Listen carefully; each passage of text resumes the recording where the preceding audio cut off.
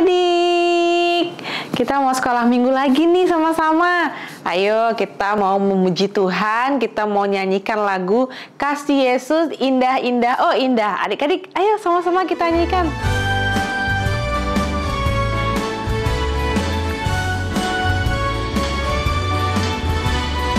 Ikutin kakak ya gerakannya ya.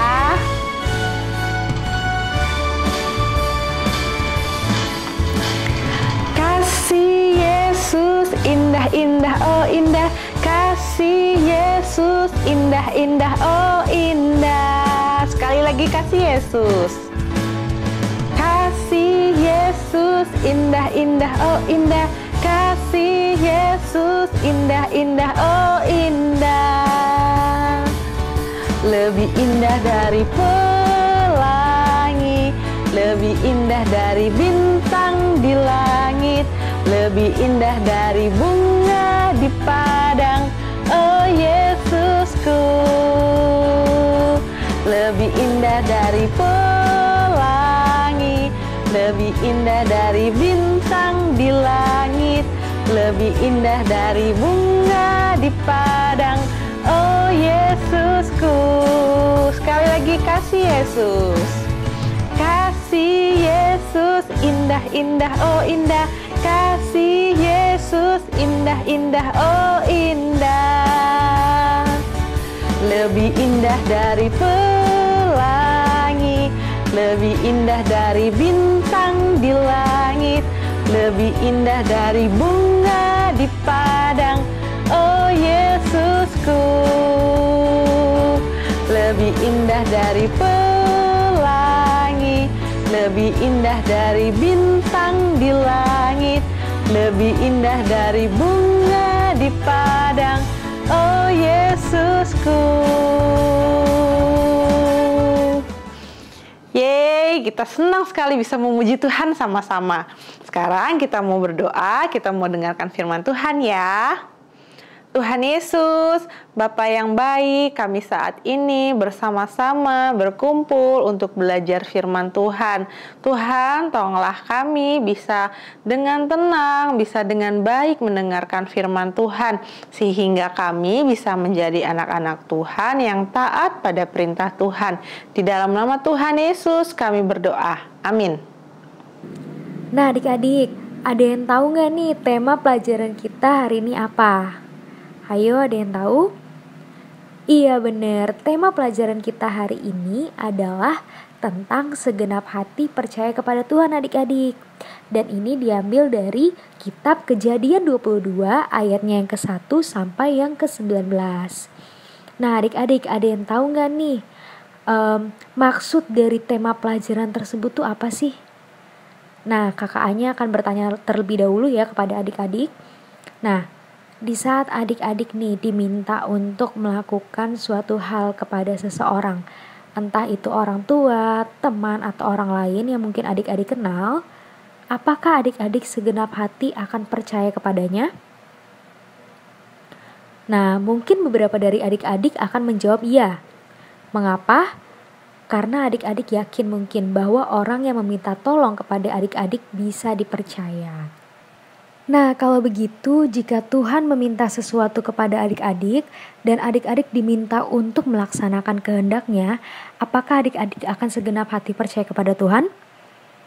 Nah, betul sekali. Pasti kita harus percaya kepada setiap perintah Tuhan. Mengapa adik-adik? Yuk kita simak cerita Alkitab kali ini yang berkaitan dengan pertanyaan tadi ya. Pada waktu itu, ada seseorang bernama Abraham. Abraham itu memiliki istri bernama Sara. Dan mereka ini sangat berharap agar dikaruniai seorang anak. Namun Tuhan belum memberikan jawaban atas doa mereka. Sampai 25 tahun lamanya Abraham menantikan keturunan yang Tuhan janjikan. Akhirnya seorang anak pun lahir dan dinamakan Ishak. Ishak merupakan keturunan pertama dari Abraham dengan Sara. Bagi mereka, Ishak membawa sukacita dalam keluarga mereka. Namun di saat Ishak tumbuh besar, Allah berfirman kepada Abraham untuk mengorbankan Ishak sebagai korban bakaran baginya. Waduh, kira-kira bagaimana nih adik-adik? Apakah ini perintah yang masuk akal? Bagaimana Abraham harus menanggapi permintaan tersebut? Nah, kita baca dulu yuk di Kejadian 22 ayatnya yang kedua yang berisi firman-Nya. Ambillah anakmu yang tunggal itu, yang engkau kasihi yakni Ishak. Pergilah ke tanah Moria dan persembahkanlah dia di sana sebagai korban bakaran pada salah satu gunung yang akan kukatakan kepadamu. Nah adik-adik, perintah ini tentunya sangat sulit dipahami bagi Abraham. Mengapa? Karena sudah 25 tahun lamanya Abraham menunggu kehadiran anaknya Ishak. Dan sekarang Tuhan malah memintanya kembali. Karena Abraham sudah memiliki banyaknya pengalaman bersama Tuhan, maka ia pun percaya dengan segenap hati kepada Tuhan untuk menyerahkan anaknya Ishak. Perjalanan mereka ke Gunung Moria itu memakan waktu 3 hari lamanya. Ishak pergi dengan 2 orang hambanya. Setelah menempuh perjalanan lama, akhirnya sampailah mereka di sana. Abraham menyiapkan kayu untuk korban persembahan dan membawa pisau dengan api. Lalu mereka berjalan bersama-sama. Dalam perjalanan, Ishak selalu bertanya kemana mereka akan pergi. Dan pertanyaan tersebut semakin membuat hati Abraham bercampur aduk. Harus merelakan anak satu-satunya yang amat dikasihinya. Tapi di sisi lain Abraham memiliki iman dan percaya kepada perintah Allah. Lalu Abraham mendirikan mezbah dan diikatkannya Ishak anaknya dan diletakkan mezbah di atas kayu api. Namun Ishak tidak memberontak dan malah mematuhi perlakuan ayahnya yang akan menjadikannya sebagai korban bakaran adik-adik. Lalu Abraham siap untuk mengorbankan anaknya dengan mengambil pisau. Tetapi tiba-tiba Allah menghentikan perbuatan Abraham. Wah, kenapa ya? Ketika Abraham mengulurkan tangannya, Allah berkata, "Jangan bunuh anak itu dan jangan kau apa-apakan dia, sebab telah kuketahui sekarang bahwa engkau takut akan Allah dan engkau tidak segan-segan untuk menyerahkan anakmu yang tunggal kepadaku." Nah, Tuhan berkata seperti itu, lalu digantikannya Ishak dengan korban bakaran domba jantan adik-adik. Nah, pertanyaannya adik-adik, bersediakah kamu untuk mengikuti teladan Abraham yang percaya penuh kepada Tuhan? Aku sendiri sih bersedia adik-adik, karena setiap perintah atau ujian-ujian dari Tuhan itu kita harus lewati. Kita harus coba. Jangan menyerah duluannya di awal, kalau terkadang perintah yang Tuhan kasih itu susah sekali untuk dilakukan. Seperti Abraham tadi. Allah menyuruh Abraham untuk mempersembahkan korban Ishak, anak satu-satunya, kepada Allah. Itu sangat sulit sekali, bukan? Nah, makanya adik-adik, setiap ujian, setiap tantangan, setiap apapun yang Tuhan berikan kepada kita, itu tidak melewati batas kemampuan kita.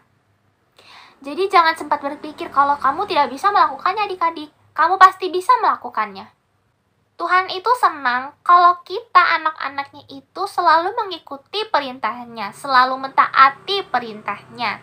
Jadi adik-adik, kita harus selalu segenap hati percaya pada Tuhan ya. Kita harus selalu mengandalkan Tuhan di situasi apapun itu. Kita harus selalu segenap hati percaya pada Tuhan. Kita harus tetap mengandalkan Tuhan. Jangan mengandalkan diri sendiri, tetapi kita juga harus mengandalkan Tuhan dalam hidup kita ya adik-adik. Sekarang kita masuk ya ke ayat hafalan. Amsal 3 ayat 5. Percayalah kepada Tuhan dengan segenap hatimu dan janganlah bersandar kepada pengertianmu sendiri. Amsal 3 ayat 5. Percayalah kepada Tuhan dengan segenap hatimu dan janganlah bersandar kepada pengertianmu sendiri. Kalau bahasa Inggrisnya, Proverbs 3 verse 5. Trust in the Lord with all your heart and lean not on your own understanding. Proverbs 3 verse 5. Trust in the Lord with all your heart and lean not on your own understanding. Nah, itu dia adik-adik. kita sudah membaca ayat hafalan ya. Waktunya untuk menghafalkannya. Nah adik-adik, sekarang kita lihat lembar kerja kita ada tugas nih. Tugas yang pertama yaitu tugas kehendak Allah. Setelah kamu mempelajari materi hari ini, tuliskanlah apa yang dikehendaki Allah dari anak-anaknya. Ada jawabannya, nanti adik-adik tinggal isi ya. Lalu selanjutnya gambarkanlah sebuah emotikon yang menunjukkan rasa senang adik-adik terhadap sikap Abraham yang percaya penuh kepada Allah. Dan tuliskanlah contoh perbuatan yang menunjukkan sikap percaya penuh kepada Tuhan. Selanjutnya tugas di rumah, ceritakanlah kisah Abraham kepada keluarga adik-adik dan ajaklah mereka untuk percaya kepada Tuhan dengan sepenuh hati.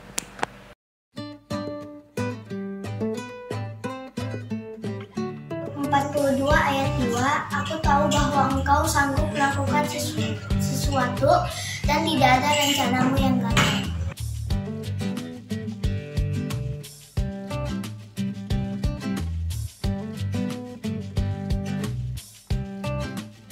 Halo, saya akan menghafal ayat hafalan minggu lalu dari Ayub 42 ayat 2. Aku tahu bahwa engkau sanggup melakukan segala sesuatu dan tidak ada rencanamu yang gagal. Makasih. Cerita kita sudah selesai adik-adik. Selamat mengerjakan lembar tugasnya ya. Tuhan Yesus memberkati. Sampai jumpa adik-adik.